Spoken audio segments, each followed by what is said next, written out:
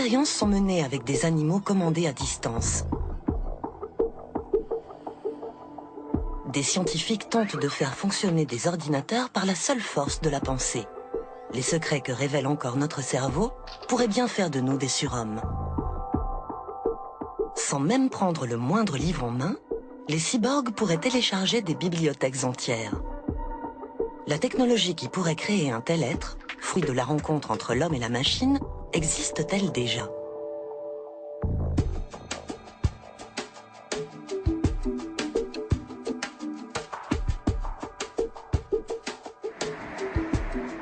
L'homme du XXIe siècle vit dans un univers où les machines sont omniprésentes. Ces assistants robotisés dominent le monde du travail et contrôlent aussi bien les flux d'informations que nos loisirs.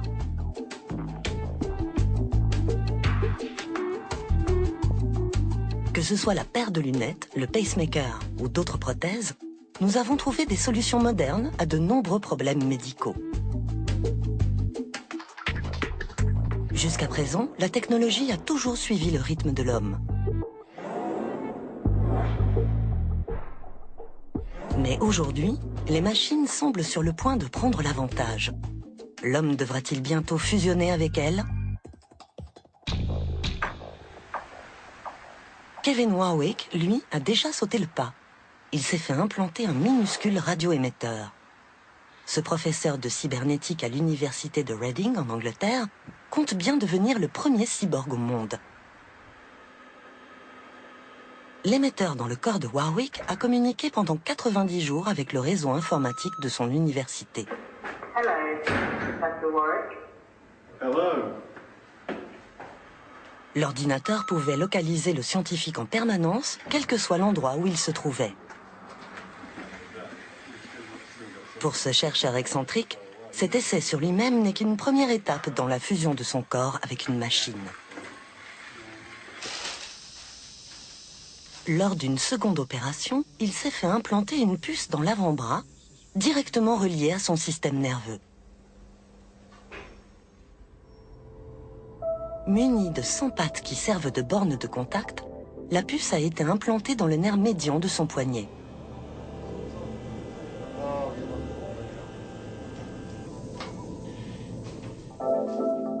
Ce nerf transmet l'influx nerveux des doigts jusqu'au cerveau. L'implant peut donc intercepter et mesurer directement ces signaux électriques.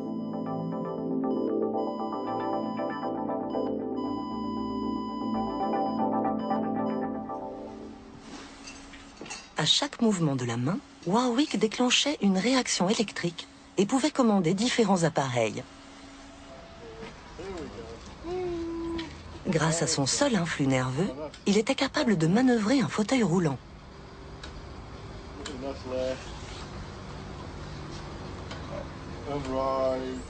Kevin Warwick est convaincu que l'union de l'homme avec la technologie est inévitable et même nécessaire, car ainsi l'homme deviendrait maître de sa propre évolution. Selon lui, les hommes ont encore une longueur d'avance sur l'intelligence artificielle, mais bientôt, ce sont les ordinateurs qui mèneront la danse.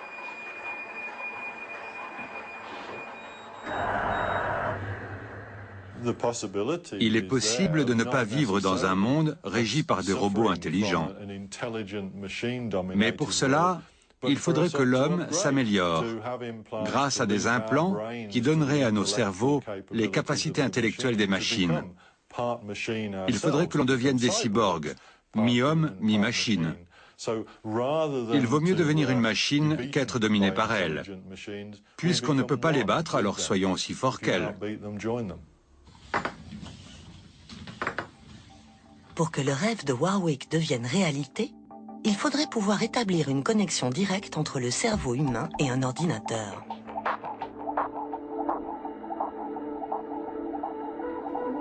La technologie qui pourrait faire de nous des cyborgs est-elle déjà aussi avancée? Le professeur Peter von Hertz de l'Institut Max Planck est l'un des pionniers en matière de neuropuces. Dans cet institut de biochimie, des chercheurs tentent de relier des cellules nerveuses à des ordinateurs. Mais ils doivent d'abord être sûrs que le cerveau peut effectivement communiquer avec une puce, et de quelle manière.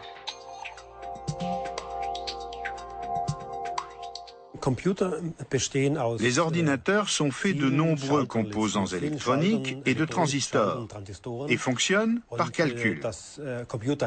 Ils additionnent des 0 et des 1. C'est une série de calculs effectués selon un ordre séquentiel. On ne sait pas comment fonctionne le cerveau, mais en tout cas ce n'est pas par calcul. Les différentes parties du cerveau, les canaux ioniques ou les ions contenus dans les cellules, sont infiniment plus lents que les composants d'un ordinateur. Il est impossible de faire marcher un ordinateur avec des composants aussi lents.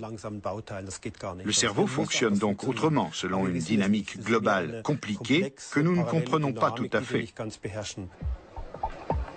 Est-il possible que l'on voit un jour des cyborgs avec une neuropuce dans le cerveau? L'homme a toujours essayé de dépasser ses limites. En 1787, le médecin italien Luigi Galvani a utilisé l'électricité pour faire des expériences sur les grenouilles et a remarqué que leurs muscles se contractaient, comme s'ils étaient pris de crampes.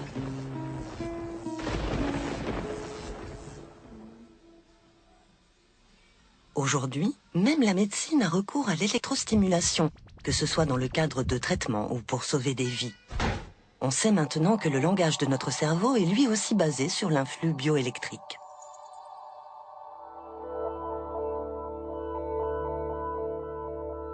En quelques fractions de secondes, des millions de cellules nerveuses communiquent entre elles. Plus de 100 milliards de neurones sont actifs en permanence dans notre cerveau.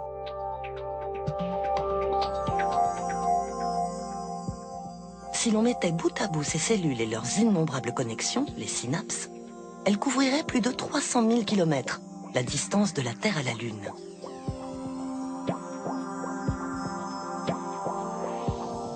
Notre cerveau est un organe incroyablement complexe, qui laisse les scientifiques toujours aussi perplexes. Et pourtant, le cerveau ne peut accomplir toutes ces tâches tout seul. Pour avoir conscience de notre environnement, il a besoin du reste du corps.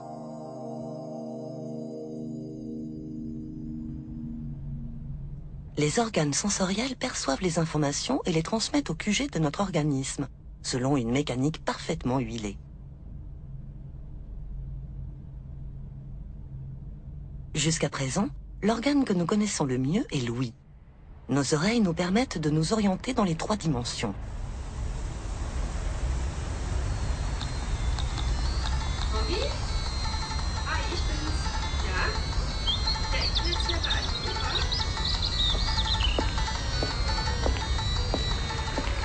Mais qu'arrive-t-il quand cet organe sensoriel majeur cesse un jour de fonctionner?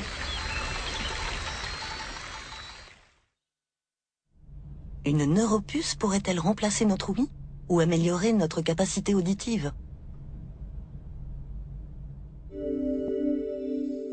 Le précurseur de la neuropuce existe déjà. C'est l'implant cochléaire, une prothèse qui permet aux sourds d'entendre à nouveau. Dans ce domaine, la clinique ORL de l'École supérieure de médecine de Hanovre est le centre le plus renommé au monde.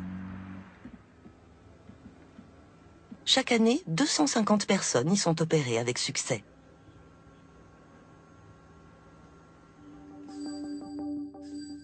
Notre ouïe fonctionne selon un procédé des plus ingénieux. L'oreille est composée de 3 parties. L'oreille externe, l'oreille moyenne et l'oreille interne. Normalement, l'oreille externe perçoit les sons et les transmet par le conduit auditif jusqu'au tympan, sous forme d'ondes sonores. Les ondes sonores font vibrer le tympan. Ces vibrations sont à leur tour transformées en impulsions électriques par la cochlée. Le nerf auditif les transmet ensuite jusqu'au cerveau. Ce n'est qu'à ce stade qu'on entend véritablement.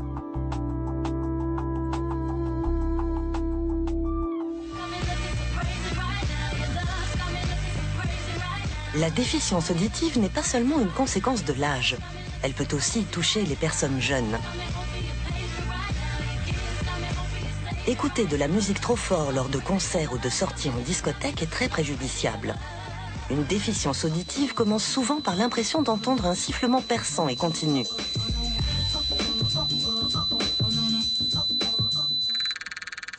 Chaque année en Europe, des centaines de milliers de personnes sont atteintes de surdité totale.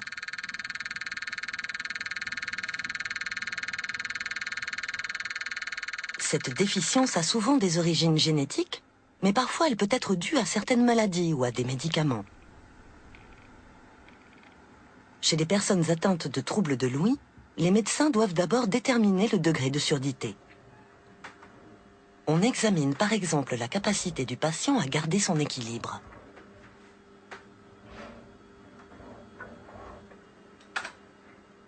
L'ouïe joue en effet un rôle essentiel dans notre équilibre.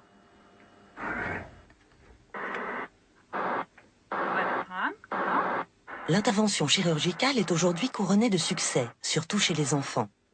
Environ 80% des jeunes patients peuvent suivre une scolarité normale grâce à cet implant.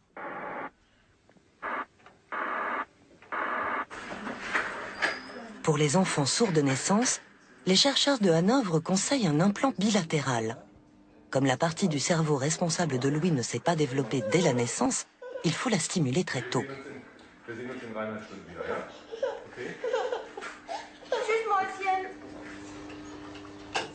Si l'enfant bénéficie d'implants dans les 2 premières années, l'aire auditive du cerveau se développe souvent de façon prometteuse. Chez les adultes qui profitent de cet implant plus tard, l'effet est malheureusement moindre.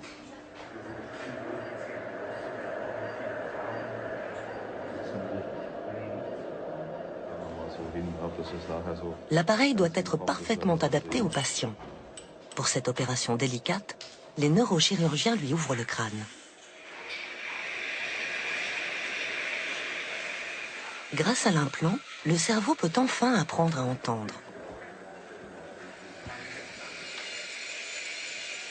Les neuroimplants, tels que l'implant cochléaire, ne sont donc plus de la science-fiction. Des pièces de rechange pour êtres humains à la pointe de la technologie sont utilisées depuis longtemps dans les cliniques et les laboratoires. Cette nouvelle aide auditive implantée dans l'oreille se compose de 2 parties. L'implant interne, qui est en fait l'implant cochléaire, et un processeur vocal externe. Celui-ci capte les ondes sonores à l'aide d'un petit microphone et les transforme en signaux qu'il transmet à l'émetteur.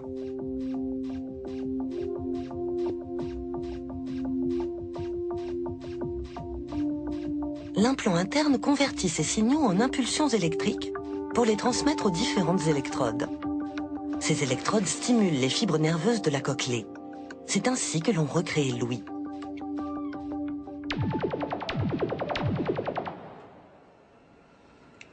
Quatre semaines après l'opération, on va ajuster l'aide auditive artificielle à chaque patient.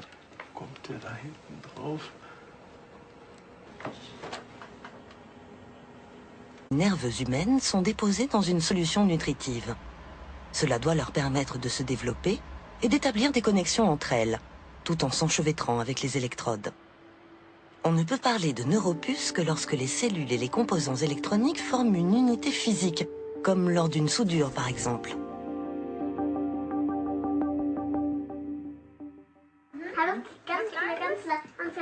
Aujourd'hui déjà, les médecins obtiennent des succès spectaculaires et permettent à de nombreuses personnes d'entendre à nouveau. Comment ne pas s'émerveiller devant une technologie qui permet à des enfants de grandir comme les autres?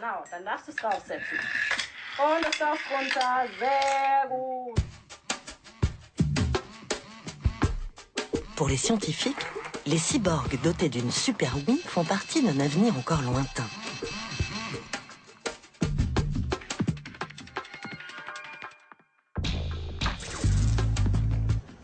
Tout comme l'ouïe, la vue est l'un des sens qui nous aide le plus à connaître le monde qui nous entoure.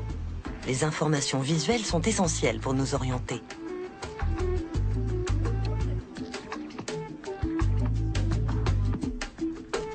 De quelle manière la technologie peut-elle nous aider lorsque l'on perd la vue?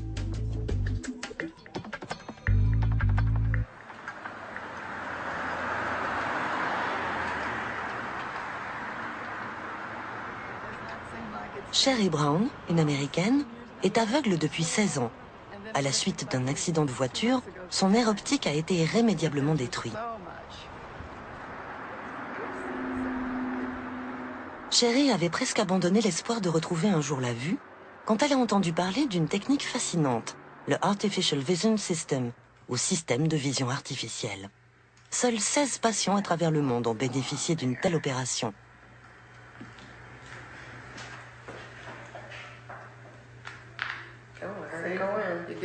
Si tu t'y prends bien, ça se met en place tout seul. Au début de l'année, 2 électrodes ont été implantées à la surface de son cerveau.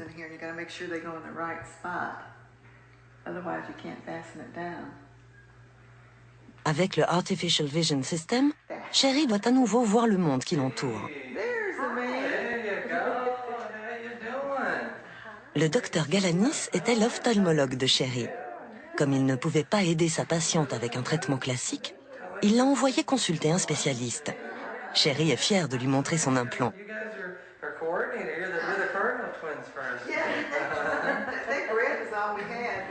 Contrairement à l'implant cochléaire, des électrodes stimulent directement la surface du cerveau. Tu l'utilises tous les jours pendant 1 heure? Oui, 1 heure par jour. La caméra intégrée aux lunettes transmet des données numériques à un ordinateur portable.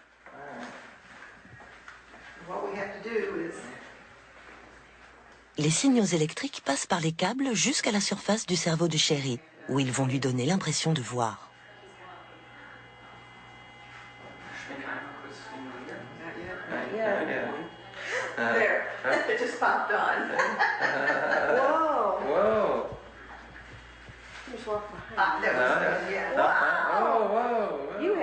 Je vois des points très lumineux, docteur. Vous êtes éblouissant. C'est parce que je porte une blouse blanche. Sherry doit s'entraîner chaque jour pour que le cerveau s'adapte au fur et à mesure à cette vision artificielle.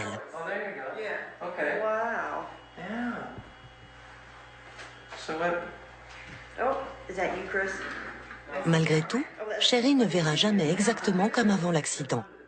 La vision qu'offre ce système est totalement différente.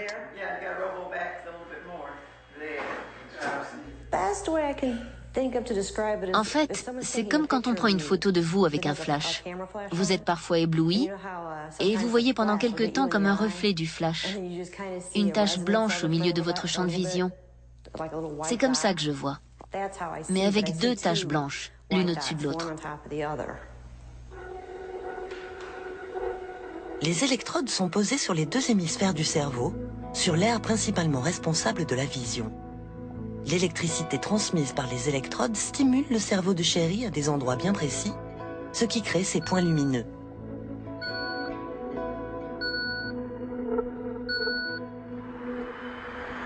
Le docteur Kenneth Smith travaille à l'université de Saint-Louis. Il est pour l'instant le seul chirurgien américain à avoir implanté le Artificial Vision System. Comme le procédé n'est pas encore autorisé aux États-Unis, il a dû opérer Sherry au Portugal.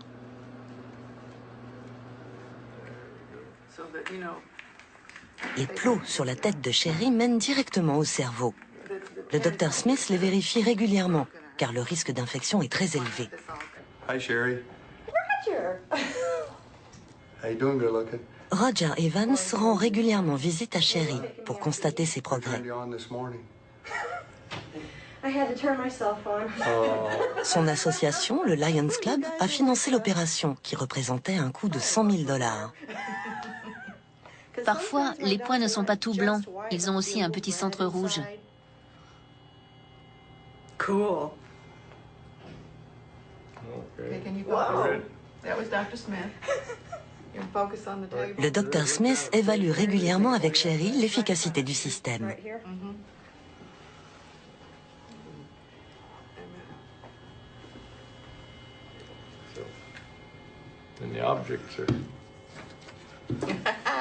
Elle a trouvé le livre.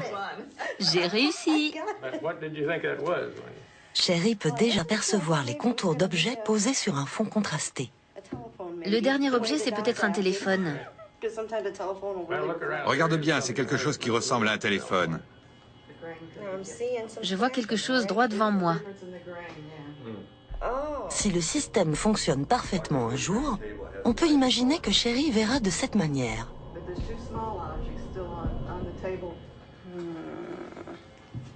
Mais pour l'instant, les signaux de la caméra atteignent le cerveau avec quelques secondes de retard. Il y a trop d'informations à traiter. Chez les personnes voyantes, la vision fonctionne autrement. La rétine transforme les rayons lumineux en influx nerveux qui sont transmis par le nerf optique jusqu'au lobe occipital du cerveau. C'est en fait grâce à lui que l'on voit et surtout que l'on reconnaît des éléments. Sa première mission est d'identifier les objets. Pour cela, percevoir les contours suffit. Avec les quelques lignes dessinant une silhouette, le cerveau identifie l'information tour. Quant à savoir de quelle tour il s'agit, où elle se trouve et comment elle s'appelle, cela reste encore indéterminé.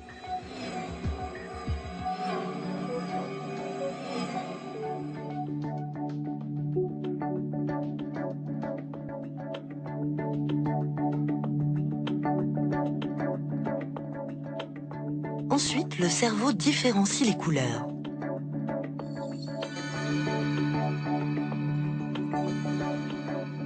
Ce que nous croyons voir instantanément prend donc forme peu à peu dans notre cerveau.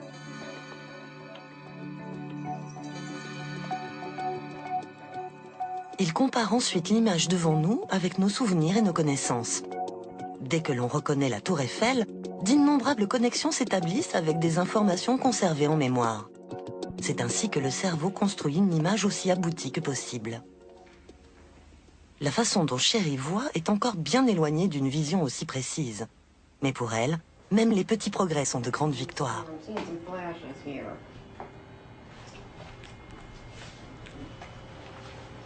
Son cerveau a besoin d'un léger délai pour former des images à partir des données de la caméra. L'image d'une chaise, par exemple.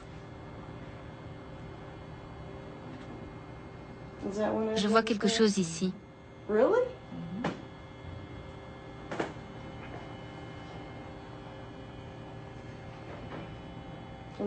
Est-ce que c'est l'accoudoir?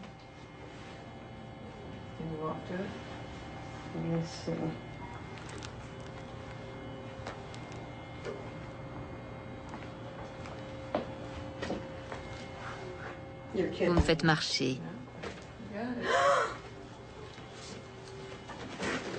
J'ai réussi.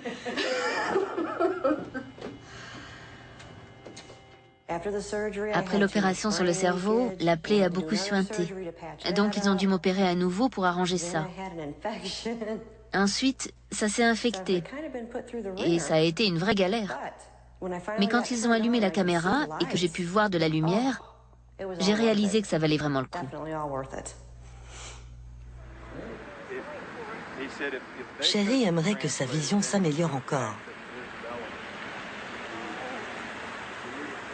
Mais pour activer d'autres électrodes dans sa tête, il faudrait un logiciel sophistiqué et donc très cher.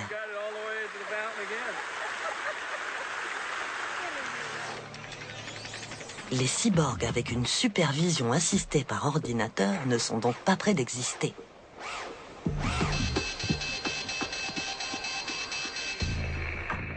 Dans les années 60, le secrétariat d'État américain avait déjà financé des essais portant sur les effets de l'électrostimulation du cerveau.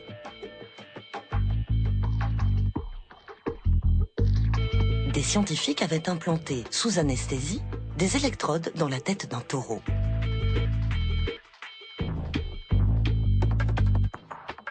Les chercheurs déclenchaient des impulsions électriques dans le cerveau de l'animal pour le commander à distance.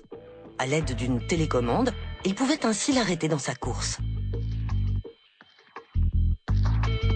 À l'époque, des dossiers de la CIA ont souligné l'utilité d'un animal commandé à distance et prévoyaient une utilisation analogue de cette technique sur l'homme.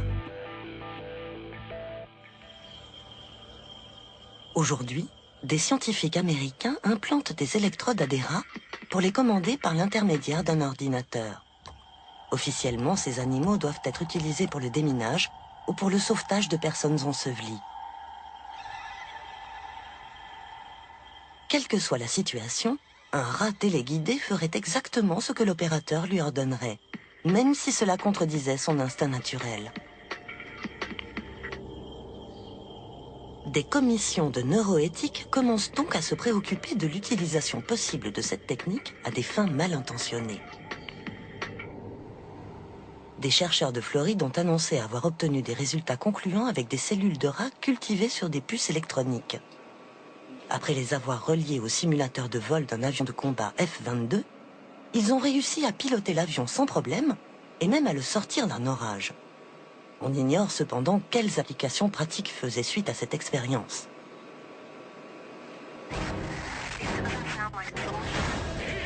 Les opposants à cette technique craignent qu'un jour des soldats manipulés à distance n'existent plus seulement dans les jeux vidéo, mais aussi dans la réalité. De nombreux centres de recherche s'intéressent désormais à l'électrostimulation du cerveau humain. Dans un avenir proche, pourra-t-on même lire dans nos pensées?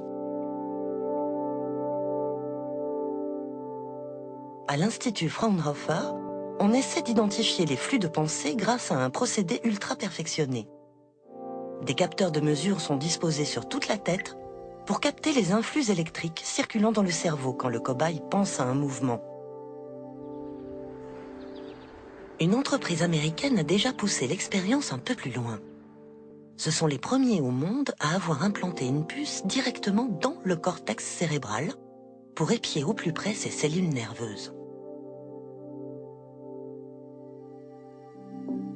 Le système BrainGate, tel est son nom, doit permettre aux personnes handicapées d'être plus autonomes, en pouvant commander un ordinateur par la seule force de leur pensée. On implante au patient un capteur plus petit qu'une lentille de contact sur l'aire du cerveau responsable de la fonction motrice. Le capteur intercepte les signaux électriques du cerveau et les transmet à un ordinateur qui interprète ces données.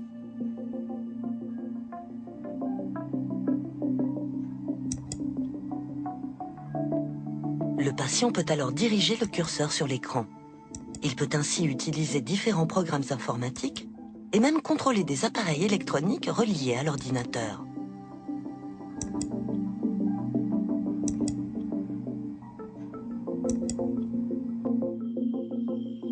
L'Américain Matthew Nagel a été le premier patient paraplégique à avoir bénéficié d'un tel implant. Je vais ouvrir le premier mail. Ça dit « Tu te débrouilles bien ». Maintenant, je vais ouvrir le deuxième mail. Ça dit « Salut, on va se voir bientôt ». Je vais quitter ce programme et dessiner un cercle.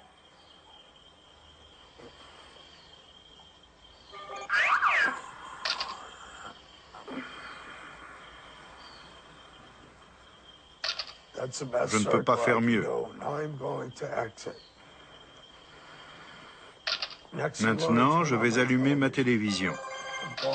Je vais appuyer sur le bouton « On » pour allumer la télé. La télévision est allumée, je vais changer de chaîne. Voilà. Je vais à nouveau changer de chaîne. La puce de Matthew enregistre près de 10 millions de données à la seconde. Abe Kaplan, l'un des programmeurs, nous explique le fonctionnement. Ici, vous voyez tous les signaux envoyés par les neurones. Chaque case représente l'activité neuronale enregistrée par chacune des électrodes disposées sur la face du capteur. En tout, nous pouvons suivre les signaux enregistrés par les 96 électrodes du capteur.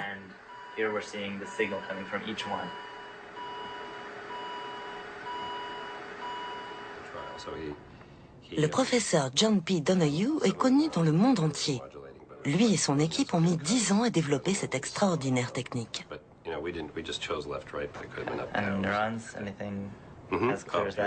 Les progrès sont lents, mais l'équipe poursuit un objectif de taille. Une fois que nous aurons compris comment fonctionne le cerveau, nous ne voulons pas seulement brancher un ordinateur, nous voulons pouvoir réparer le corps humain. Chez une personne paralysée, les muscles existent, même si elle ne peut pas les contracter. Imaginez qu'un système intercepte les signaux et les transmette jusqu'à un stimulateur implanté sous la peau, dans les muscles paralysés, qui ordonnerait aux bras de bouger. Voilà notre objectif, et je pense qu'il est réaliste. Quelqu'un serait assis à côté de vous, en train de vous montrer quelque chose, et de bouger ses mains. Et tout d'un coup, il vous dirait, « Au fait, j'ai été blessé à la moelle épinière. Les nerfs ont été sectionnés, mais je suis réparé. » Ce serait une vraie réussite. Nous serions ravis qu'on ne puisse pas faire la différence entre une personne normale et une autre avec un système nerveux artificiel. Mais c'est un objectif très ambitieux, et il nous faudra du temps pour y arriver. Les chercheurs espèrent donc contrôler certains membres du corps humain grâce à ce système. Mais la maîtrise des mouvements du bras, par exemple, est un processus très complexe que l'implant actuel ne peut pas encore reproduire.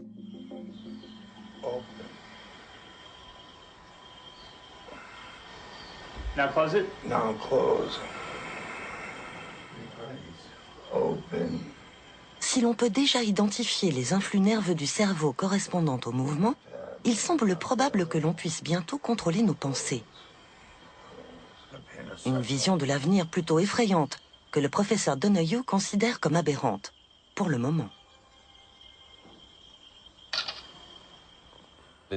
On dit que le système BrainGate pose un problème d'éthique, mais nous n'étudions qu'une infime partie de notre activité cérébrale. Même si nous pouvons savoir qu'une personne pense à un mouvement précis, ce n'est qu'une étape d'un processus bien plus complexe que nous ne pouvons pas contrôler. Certaines personnes ont peur que l'on puisse lire dans les pensées. Mais la pensée est le fruit d'une activité qui englobe tout le cerveau. Et nous n'avons pas les moyens de capter toutes ces interactions. Je pense que les inquiétudes de ces quelques gens sont infondées. Mais il me semble important de poursuivre le débat public à ce sujet, pour que les gens aient conscience des capacités et des utilisations possibles de cette technologie, mais aussi de ce qu'elle ne peut pas faire, comme savoir ce que vous comptez faire le lendemain, ou connaître vos pensées les plus intimes. Apparemment, nous ne sommes pas encore prêts de devenir des surhommes avec des cerveaux implantés de puces. Mais Kevin Warwick, le professeur cyborg, a plutôt confiance en l'avenir.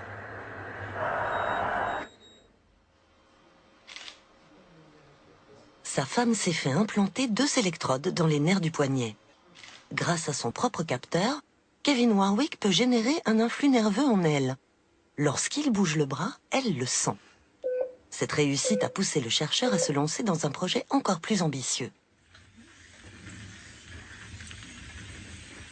Le projet Cyborg 4.0 va durer 9 ou 10 ans. Et le plus important dans tout cela, c'est qu'on va me poser un nouvel implant. Je suis convaincu que la télépathie est possible. Et j'ai une petite idée de comment y arriver.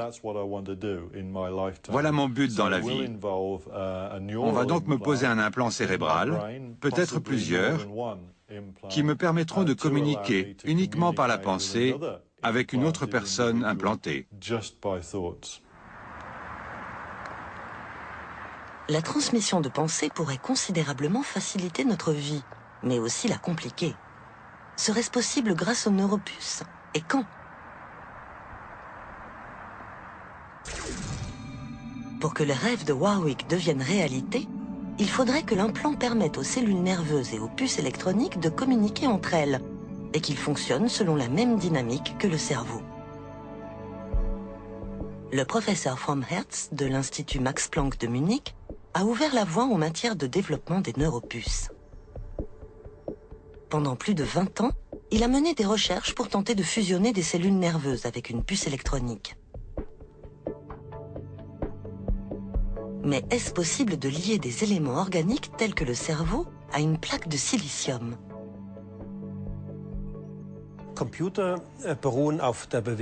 Les ordinateurs fonctionnent grâce au déplacement d'électrons dans le silicium, c'est-à-dire dans un corps solide. Le cerveau, lui, fonctionne grâce au déplacement non seulement de signaux électriques, mais aussi d'ions de chlorure de sodium dans un milieu liquide. Les électrons ne peuvent pas pénétrer dans l'eau et les ions ne peuvent pas pénétrer dans la puce. La conclusion logique, c'est qu'il ne peut pas y avoir de courant électrique, donc pas de connexion. Nous ne pouvons pas créer de courant courant électrique entre la puce et la cellule. Il faut donc que la cellule soit si proche de la puce qu'elle puisse y sentir les champs électriques, les variations de tension, et qu'inversement, la puce sente ces mêmes variations dans la cellule nerveuse. Les cellules nerveuses ne sont donc séparées de la puce que par une couche extrêmement fine.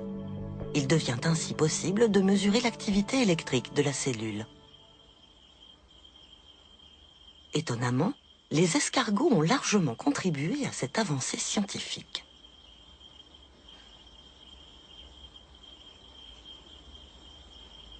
L'équipe du professeur Fromhertz a découvert que les cellules des escargots étaient particulièrement appropriées aux essais de leurs neuropuces. Elles sont légèrement plus grandes que celles des mammifères et émettent donc un signal électrique un peu plus fort. Les escargots se prêtent bien à ces expériences, car chez eux, même de petits ensembles de cellules sont responsables des fonctions corporelles vitales. Ainsi, seules 3 cellules nerveuses contrôlent toute la respiration de l'escargot. Avec des gestes d'une précision extrême, on prépare un escargot pour l'expérience. D'abord, le cerveau de l'animal anesthésié est retiré.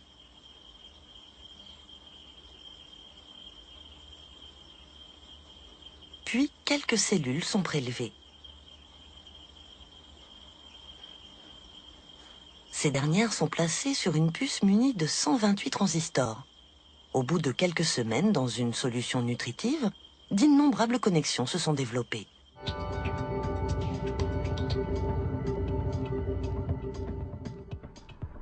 Une seule cellule nerveuse est capable de se connecter à près de 10 000 autres.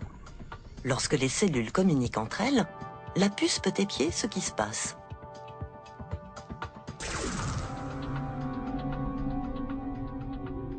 Mais pour que les transistors puissent capter les échanges entre plusieurs milliers de cellules nerveuses, il faudrait des puces beaucoup plus évoluées.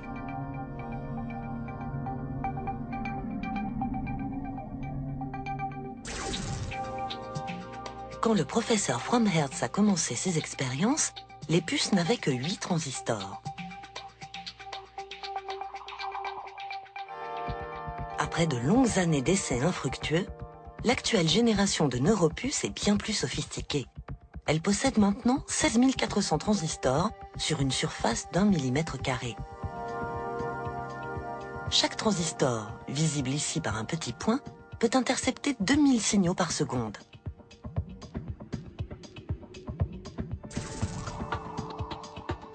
Les chercheurs utilisent ces nouvelles puces pour faire des essais sur des cellules de mammifères. Leurs cellules sont beaucoup plus complexes que celles des escargots, ce qui promet de grandes découvertes. Quand les cellules nerveuses sur la puce sont stimulées électriquement, on peut facilement observer la façon dont elles communiquent entre elles. C'est grâce à ces interactions que le cerveau fonctionne. Ceci intéresse tout particulièrement les scientifiques qui cherchent à étudier les échanges simultanés d'informations entre le plus grand nombre de cellules possible.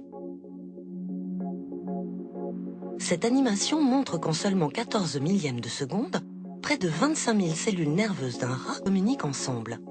Nous voyons littéralement les pensées de l'animal.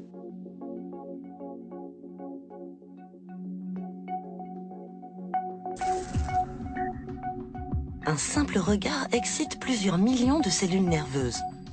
En une fraction de seconde, elles échangent des informations avec les différentes aires cérébrales.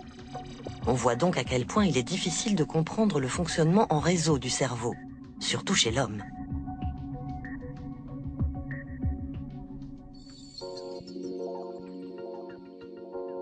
Une neuropuce pourrait-elle vraiment démultiplier les capacités de notre cerveau, ou même le remplacer ? Je pense que pour l'instant, nous disposons de trop peu de données. Nous n'en savons pas assez. Je ne parle pas du cerveau tout entier, mais seulement de certaines parties, comme le cortex visuel ou l'hippocampe. Ce sont des zones possédant des millions de cellules et des milliards de synapses. Tous les scientifiques s'accordent à dire que la fonction cérébrale naît de la dynamique de ces millions de cellules et synapses, mais nous n'avons pas encore trouvé de méthode pour observer tant de cellules à la fois. Nous pouvons observer 2 neurones, peut-être 20 ou 100, mais pas 1 million. Si nous n'arrivons pas à observer la dynamique simultanée de millions de cellules nerveuses, je pense qu'il est impossible de décrypter le fonctionnement du cerveau. Nous avons encore beaucoup à faire. Même si notre technologie évolue en ce sens, nous ne trouverons pas la réponse dans les 20 prochaines années. Pour le professeur Fromhertz, le cerveau humain reste la chose la plus complexe de la Terre. Aujourd'hui, aucun ordinateur ne peut simuler, de façon même approximative, le système nerveux d'une mouche, aussi primitif soit-il. Alors, que dire d'une autre ? Bien sûr, il existe déjà aujourd'hui quantité de méthodes pour manipuler des êtres vivants grâce à l'électronique. Le cerveau et ses circonvolutions recèlent au moins autant de secrets que l'univers tout entier. Mais l'histoire nous montre que l'homme a réussi beaucoup de conquêtes qui semblaient pourtant impossibles. Y aura-t-il un jour des cyborgs parmi nous? Seul l'avenir nous le dira.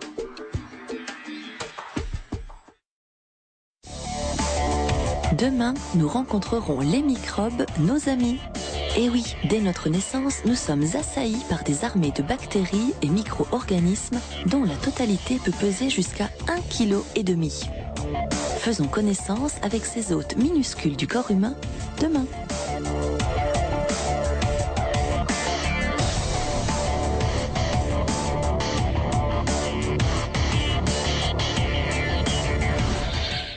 Dans un instant,